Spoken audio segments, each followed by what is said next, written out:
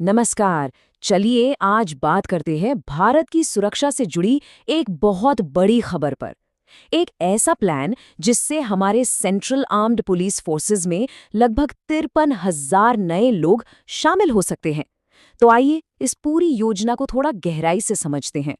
तो इस पूरी प्लानिंग का जो सेंटर पॉइंट है ना, वो है ये नंबर 53। जी हाँ, 53 नई बटालियन बनाने का एक बड़ा प्रपोजल रखा गया है। लेकिन 53 बटालियन, इसका मतलब क्या हुआ?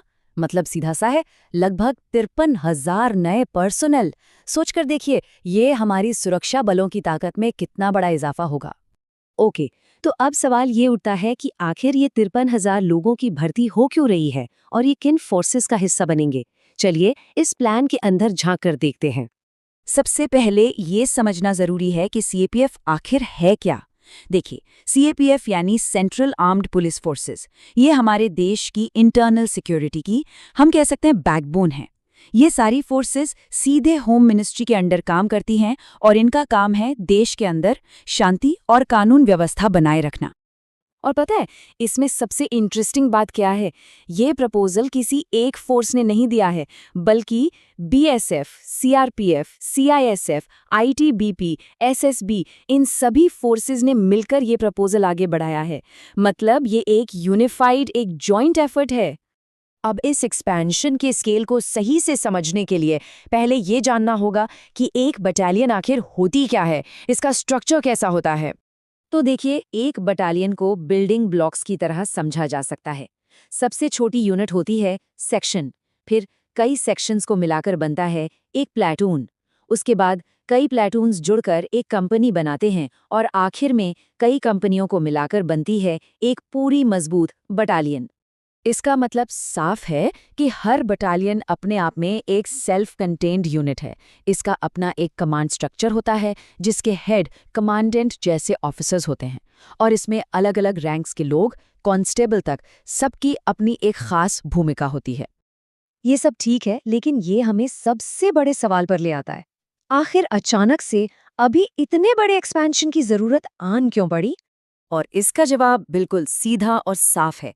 भारत के सामने बढ़ते सिक्योरिटी चैलेंजेस, चाहे वो देश के बाहर बॉर्डर्स पर हों या देश के अंदर, हालात ऐसे बन रहे हैं कि हमें ज्यादा फोर्स की जरूरत है। तो इसके पीछे आखिर वजह क्या है? देखिए, इसके कई ड्राइवर्स हैं। एक तरफ तो है एक्सटर्नल सिक्योरिटी चैलेंजेस, जैसे हमारे बॉर्डर्स पर जो सिचुएशन रहती है, और दूसरी तरफ है इंटरनल सिक्योरिटी इश्यूज। कई बार देश के अंदर ऐसी स्थितियां बन जाती हैं जहां स्टेट पुलिस को सपोर्ट के लिए इन सेंट्रल फोर्सेस की मदद लेनी पड़ती है। तो ये नई बटालियंस जाएंगी कहाँ? इस प्रपोजल के हिसाब से सबसे ज्यादा फोकस है सीआरपीएफ और बीएसएफ पर। सीआरपीएफ को मिलेंगी 20 बटालियंस और बीएसएफ को 16। ऐसा इसलिए क्योंकि सीआरपीएफ देश की इंटरनल सिक्योरिटी के लिए जरूरी है और बीएसएफ, वेल, वो तो हमारे बॉर्डर्स की पहली दीवार है। तो जाहिर है इन दोनों को स्ट्रॉन्ग करना टॉप प्रायोरिटी है। अगर इसको नंबर्स में देखें तो अकेले सीआरपीएफ में ही इसका मतलब है लगभग 22,000 नए पर्सनेल। इससे साफ पता चलता है कि देश की इंटरनल सिक्योरिटी को कितनी अहमियत दी जा रही है। चलिए, प्रपोजल तो बहुत सॉलिड लग रहा है, लेकिन ये सिर्फ कागज से निकलकर जमीन पर कैसे उतरेगा? इसकी पूरी प्रोसेस क्या है? आइए देखते हैं। तो सबसे पहले ये समझ लीजिए कि ये कोई ऐसी वैसी खबर नहीं है। ये प्रपोजल ऑफिशियली होम मिनिस्ट्री को भेजा जा चुका है। इतना ही नहीं, इसका जिक्र पार्लियामेंट्री स्टैंडिंग कमेटी की रिपोर्ट में भी है, जैसा कि राज्यसभा एमपी राधा मोहन दास अग्रवाल ने बताया। तो अब आगे क्या? अब सारी बात होम मिनिस्ट्री के अप्रूवल पर है। प्रपोजल तो सबमिट हो चुका है और उम्मीद है कि इसको मंजूरी मिल जाएगी। और जब मंजूरी मिल जाएगी, उसके बाद इन नई बटालियंस को खड़ा करने और ऑपरेशन रेडी करने में मान के चलिए 2 से 3 साल का वक्त लग सकता है। अगर हम इस पूरे प्लान के इम्पैक्ट को देखें तो इसके 2 बड़े फायदे नजर आते हैं। एक तरफ नेशनल सिक्योरिटी को एक बहुत बड़ा बूस्ट मिलेगा, इंटरनल और एक्सटर्नल दोनों थ्रेट्स से निपटने की हमारी क्षमता बढ़ेगी।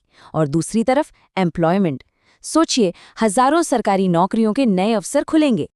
तो आखिर में एक बड़ा सवाल छोड़ जाते हैं, जब ये प्लान आगे बढ़ेगा तो ये आने वाली जनरेशन के लिए भारत की सिक्योरिटी और एम्प्लॉयमेंट दोनों के मायने कैसे बदल सकता है? इस पर सोचना जरूरी है। इस चर्चा में शामिल होने के लिए शुक्रिया।